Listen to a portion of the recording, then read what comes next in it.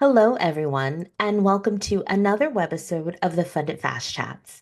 I am Rochelle Butler of the San Joaquin Valley Clean Energy Organization.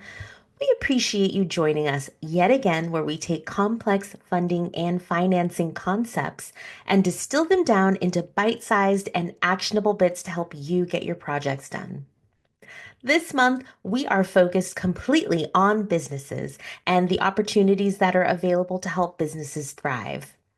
If you are at all familiar with the ebb and flow of things, you know that there aren't many programs out there that will cover the complete cost of energy efficiency upgrades, particularly for items that are considered O&M. O&M is short for operations and maintenance. Businesses have to find a way to pay for those upgrades, and out-of-pocket costs for energy efficiency presents a barrier that many business owners are unable to overcome without support. That support comes in the form of funding and financing programs. These programs come from a multitude of different sources, and we're going to talk about it. Now, I can't start any conversation about business funding or financing without first discussing on-bill financing. There are a few reasons for this. First off, we believe in on-bill financing, so much so that we have talked extensively about it. Granted, we have had these discussions with an eye toward our public sector partners. You need to know that this opportunity is also available for businesses as well. Secondly, on-bill financing will always be our first choice for any customer looking for energy efficiency financing because it is literally free money. I'm going to geek out just a little bit here and tell you about the math behind that. From a time value of money standpoint, it is cheaper to borrow money at 0% interest than it is to use your own capital reserves to fund a project.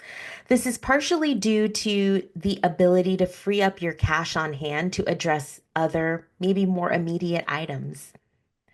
Third, on-bill financing programs have been around for so long that there is an ecosystem built around them to make the process as turnkey as possible.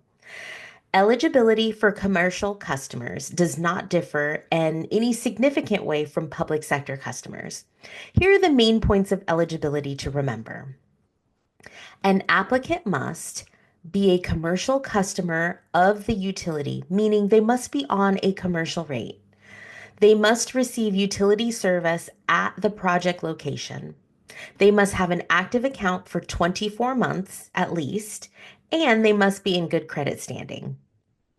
OBF can be used to finance almost any high quality, non lighting energy efficiency retrofit where the equipment was operational at the time of replacement.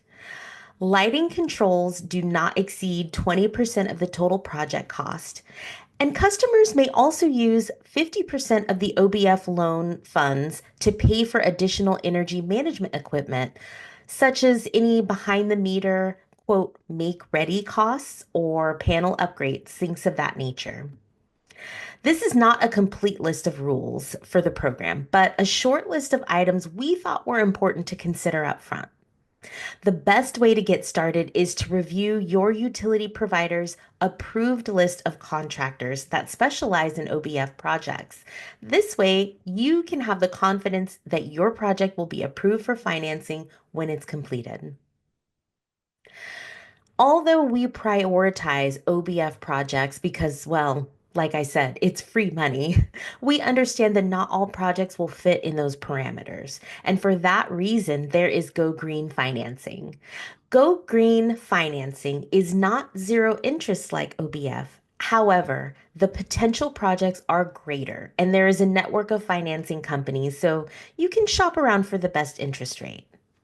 Projects that qualify for Go Green financing include agricultural projects, appliance replacements, building envelope, storage and generation projects, energy optimizing data centers, automated demand response equipment, EV charging, food service, HVAC, industrial, lighting. Okay, I could keep going, but I think you're getting the picture. If you want a total complete list of the examples of project types, we will be sure to provide a link for you to check out. To qualify, you must be a customer of one of the investor-owned utilities. That's PG&E, Southern California Gas Company, Southern California Edison, or San Diego Gas and Electric. As a business or a nonprofit applicant, you must have one of the following. You must have 100 or fewer employees or an annual revenue of less than $16 million dollars or conformity with SBA small business guidelines. Once you have a project in mind, find yourself a Go Green business contractor to get an estimate. If you need additional assistance with project scope, there are also Go Green project developers that can assist as well. Go Green financing can be structured to cover project development costs.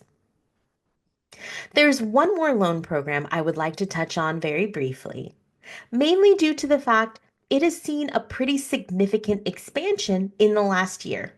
Legislation passed in June of 2024, which removed the aggregate cap on loan amounts through this program, which is huge. I am talking about the SBA 504 loan program for clean energy projects. Originally, the SBA 504 loan program had an aggregate cap of $16.5 million dollars. Now, small business enterprises can secure multiple loans of up to $5.5 million each with no limit on the total number of projects that can be approved. That's big. Now that I've explained the most significant recent change, let's talk a bit about the what and the why for this program. The SBA 504 loan program for clean energy projects was put into place to support President Biden's goal of reaching zero net emissions by 2050. In order to qualify, potential projects must do one of the following. They must reduce energy use by at least 10%, or generate at least 15% renewable energy, or meet the LEED certification standards.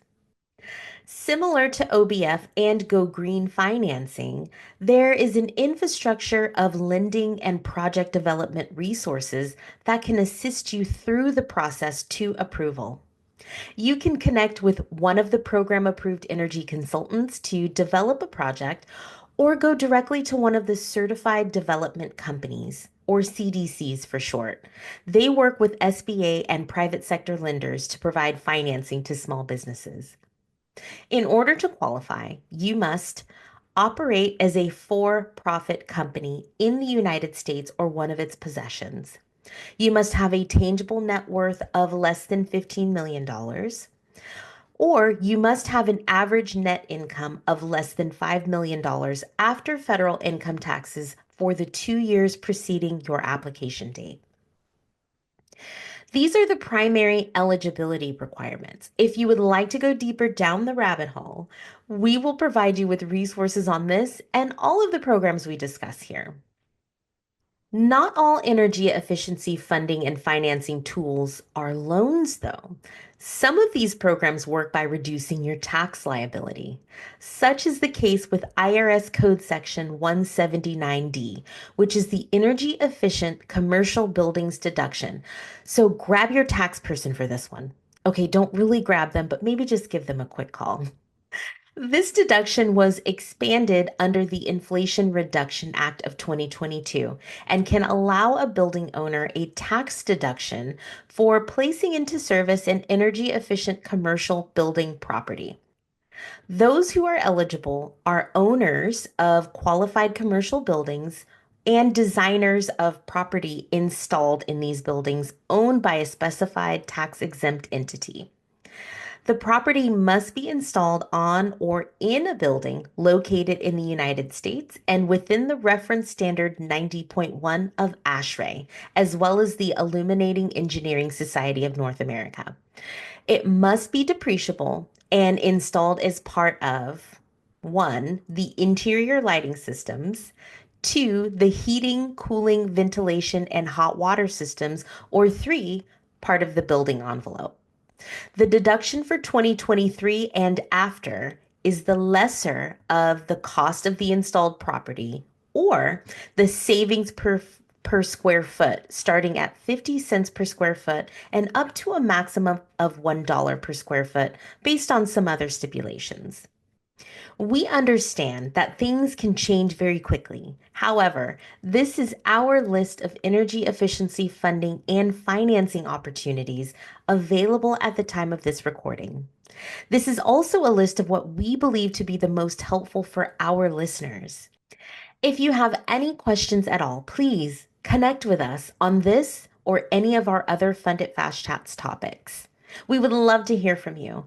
You can find us on Instagram, LinkedIn, Spotify, or you can just visit us at sjvceo.com. Don't forget to like, subscribe, and follow for more. Until next time.